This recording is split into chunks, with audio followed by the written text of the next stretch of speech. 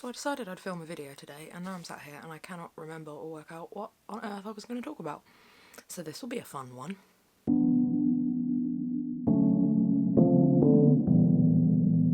Hi guys, happy Good Friday if that's your jam. Happy Friday if it's not. Yeah, so this video's... There's a cat coming. Hello. You haven't seen him in a while. Look. You don't like this, do you? Say hello. Hello. He hates this. So yeah, I think today's video is going to be a bit of a mishmash of various stuff because I'm just doing whatever. Get off the record player. No, you can't fit between the speakers. Oh, yes, I can see you. If you hear a tiny little tinkling at any point, that's the cat, not me having a melodious wee. That sounds like a band. I told you this video was going to be a mishmash of random crap. So yeah, how is everyone doing in their various lockdown situations, I guess, would be what I would ask, which is why I'm asking it. How is everyone finding it? The last few days I've been a little more wobbly, but then up again, and just a little bit all over the place. I'm very much trying to keep as busy as I can, but at the same time keep the balance between doing too much and doing all these things that I want to do, or should do, or could do, and actually taking time to just be. That's something over the last 18 months that I've really been working on. And now, more than ever, I think it's really important to try and just sit and relax as much as you can. I know it's hard some days than others because you just get tense and anxious about everything that's going on, and I think the open-endedness of everything is a factor. You can't plan anything. You can't think about, okay, I'm fine today, but what about next week? Because you just don't know what's going to happen. I've also been trying to do new things to sort of push myself a little bit. I am not someone who likes the sun. I am an autumn, winter person. Spring, I can just about deal with. Summer, bleh. I've never been someone who sits in the sun and sunbathes, but I made myself a makeshift sun lounger because I figured the weather's going to be getting nicer. I have got a garden, let's use it. And the last week or so, 3 or 4 times, I have actually just sat out in the sun. Sometimes I've sat and read a book, sometimes I've just sat with my headphones on, other times I've just sat doing nothing. What is the cat doing? And I've not actually hated it as much as I thought. Yeah, I don't know. You know what? I said when I came back to doing videos that I wasn't necessarily going to do everything, all books, all the time, and this is my channel and I can talk about what I want. But you know what? The idea of kind of deviating from talking about books and talking about other stuff is really kind of nerve-wracking. That's the problem with kissing a cat. Like, there's other stuff that I kind of want to talk about, that I could talk about. Things like, you know, my therapy over the last few years, how things are going in lockdown, what I'm doing, some of my other hobbies and stuff. And I think part of it is I don't know if there's any interest in it, if it's what people come here for. Do people come here for the books, or do they come here for my inane random chatter and shit spouting? I don't know. And I think that's why with this video I've been a little bit, the last few days I've been thinking, right, I'm going to do another video. I've got a few things I kind of want to talk about, a few things that I want to do, and I've kind of got a little bit stuck because I've not really been sure if anybody wants it. And I've kind of not been sure whether me wanting to do it and thinking about talking about it is enough. Whether the fact that I want to maybe diversify my channel is enough of a reason to do it. So, I don't know. Who knows? But tell you what, I am going to talk about some books as well, because that is the stuff you know. I'm going to talk about some of the books that I have. It's a bit of a kind of wrap up, I guess, but because I've been so in flux on this channel and in life with what I've been reading and when, it's just going to be a wrap up of books that I've read recently that weren't in the hibernation TBR and wrap up thingy.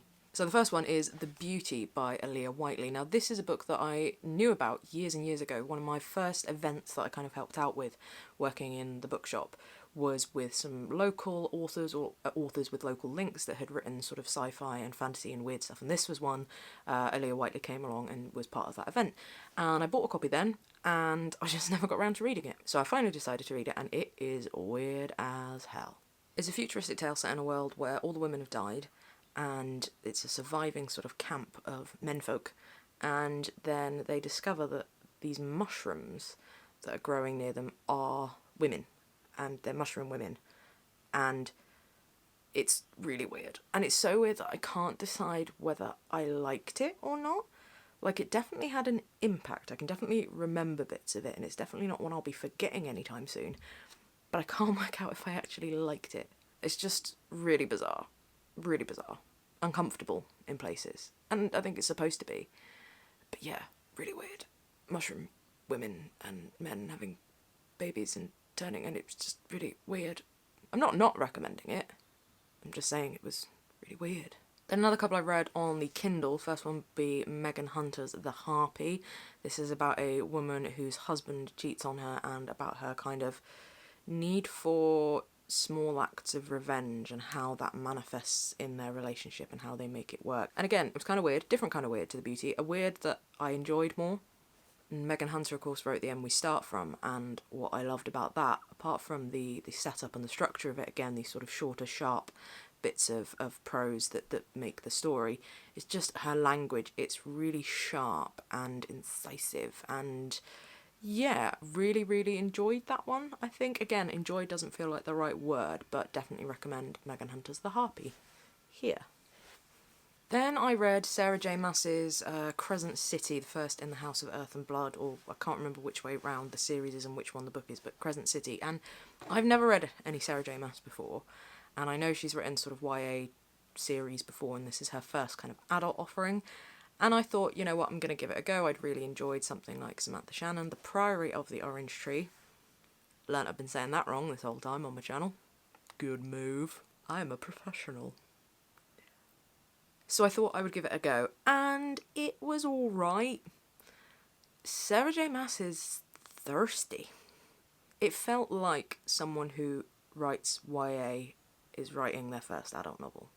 And I don't mean that as a diss, it's just an observation. It felt like that. You could tell. It felt quite slow to get going. Well, no, it felt fast to get going, and then it kind of slowed down, and I wasn't really sure where it was going, and there were points where I was like, am I just reading this to find out whether the main characters are ever gonna bone, or is there more to this? And then when stuff did happen, it was pretty damn cool, but it just felt like there was a big chunk in the middle that just dragged. And the relationship between the main characters, it felt like it was trying to do some of the things that Samantha Shannon did really well.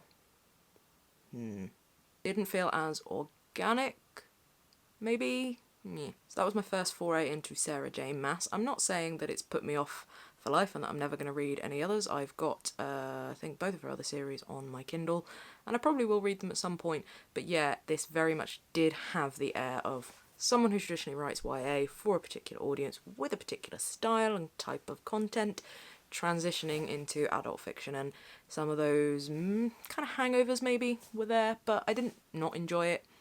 Just maybe could have done with a tighter edit in the middle. And then I kind of hit a bit of a reading slump. It's weird, as I started making more videos, my reading kind of just went a little bit, blah, what are you doing with me? So after reading Sarah J Maas, it was then the Hibernation weekend, which, again, as I spoke about that one, I think it did me good, pushing myself again to read some of these things that I haven't been reading over the last 18 months. And then after that, I kind of hit a bit of a slump. It was kind of like, okay, what next? I couldn't decide what to read. I spent hours, and I mean literally hours, well, maybe like an hour a day, over several days. So that equals hours. Well done. Just looking at my bookcases and picking books up and thinking, yeah, I think I want to read that one. And then by the time I got up to bed with these books, I didn't want to read any of them. So yeah, it was a bit frustrating. And then I started trying to read The World According to Garp by John Irving. And this is one that's been on my shelf for a while, and I've been meaning to read it. And I thought, okay, it's a chunky one. It's a little bit more contemporary. It's not fantasy. I'm going to give it a go. And I'm only like that far into it, and I'm not really sure if I'm going to carry on with it. I don't know. The writing feels really weird, and I'm just not sure. I'm not sure. I may give it another couple of chapters and just see whether it picks up and settles into something that I want to read, but so far it's just kind of made me really uncomfortable, and part of me doesn't know whether that's because it's a man writing a story about a woman who's a feminist and these things. I don't know. There's a whole lot I guess I could unpack with that, but I'm just not sure if it's for me. Has anyone read World According to Garp or any other John Irving? Should I persevere? So then yesterday I wanted to go and sit out in the sun and read a book, picked up a few fantasy titles, had a look through my Kindle, couldn't make anything stick, and then I decided, you know what, I just want to go for some easygoing crime. Previously I've read Louise Candlish's Our House, which I quite enjoyed. That was nice enough, and I had a proof copy of Those People from when I was still working in the bookshop, so I thought I would read this, and it filled an afternoon. It was alright. It's essentially about a load of quite middle class, upper middle class neighbours who have somebody new move into the street, and they don't like them, and they don't fit. And yeah, I think my problem with this book is that every now and again, it seemed to have... Now look, I know not every book has to have a message. Some books can just be, you know, a story. What happens, happens. And books don't have to have a message or a meaning, but with this book, it kept on feeling like it was nearly making a point about assumptions and stereotypes and conclusions that you jump to about people and about class divides. And it kept on getting close to doing that, and then just pulling back and carrying on with, you know, the middle class neighbours whose biggest problem is what school to send their kids to, which, don't get me wrong, that's a problem. It's a thing to think about if you've got kids, but there are bigger problems. See, I didn't really warm to any of the characters. The only character that I did warm to wasn't in it as much. And yeah, it just got close to trying to maybe say something about some of these issues, and sort of, it was almost like it was dipping its toe and going, should I? Can I? And I'm like, yes, please do. That would be nice. And I go, no. So it filled an afternoon reading in the sun, which ultimately is all I was after.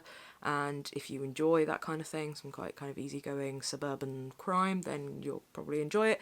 But yeah, I just found it a little bit lacking in substance. Now, last night I started another book. I was going to stay up and read for an hour, but I managed one chapter and fell asleep. But I am very excited to be reading another new to me, Erin Kelly. You guys know how much I loved He Said, She Said.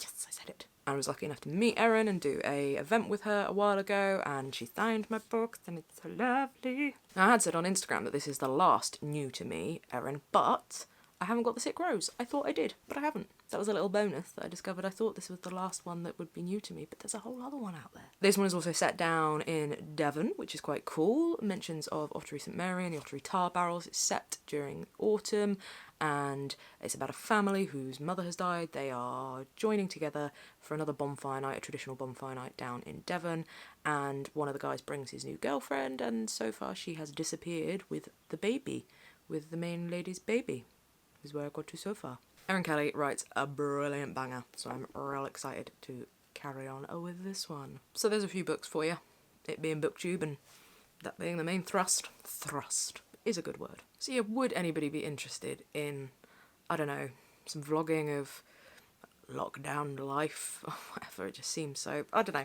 just other things that I'm up to, other hobbies and things that I'm doing. Is that the kind of thing that there'd be any interest in, or should I just shut up and do it and see? This video feels like it's been a giant clusterfuck of a flibbity jibbity bleh. But I hope you're all keeping well, and that this brings at least, you know, a few minutes of, even if it's just what the fuckery, you know, that's what I'm here for. I'm gonna go and carry on trying to strip the paint off a typewriter, because that's the kind of thing I do. That's the kind of thing I could, I don't know, put some stuff on here about, things that I'm doing. I'm gonna go do that. Read some more The Burning Air, because I forgot to say that's what it's called, The Burning Air. I'm going to read some more of that in the sun, and I'll probably do another video before I do Friday Fantasy Feast next Friday. Who knows? I'm just living on a wing and a prayer. Living on a prayer. No, I'm just going with it, and I hope you'll come along with me. Come along, dear. I've clearly cracked. I don't know what's going on. Have a good weekend. Bank holiday weekend, but a safe and socially distant, physically socially distant weekend. Stay home, stay safe, keep well.